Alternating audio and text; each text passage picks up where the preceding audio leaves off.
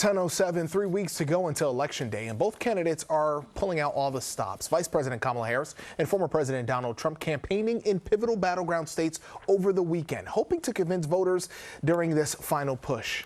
ABC's Christiane Cordero has the latest from Washington.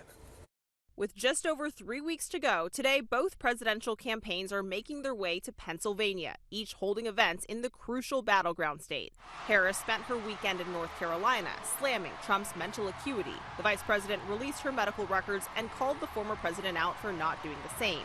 She also went after Trump for turning down another debate. It makes you wonder, why does his staff want him to hide away?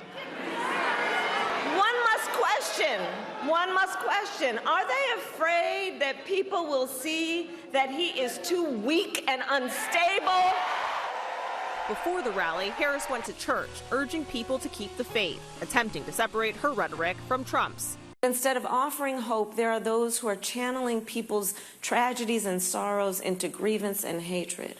Sadly, frankly, the motives are quite transparent, to gain some advantage for themselves. While on a swing through 3 West Coast states, Trump continued to push the issue of immigration. If Kamala gets 4 more years, the entire country will be turned into a migrant camp.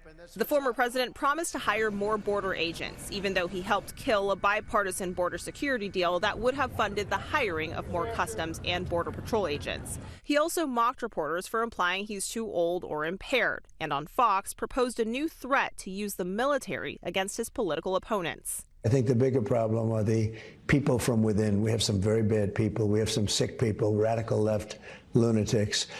And I think they're and it should be very easily handled by, if necessary, by National Guard, or if really necessary, by the military, because they can't let that happen. The latest ABC News Ipsos poll shows this race remains neck and neck, with the economy as the biggest source of dissatisfaction. Despite low unemployment and cooling inflation, 59% say the economy is getting worse. Christiane Cordero, ABC News, Washington.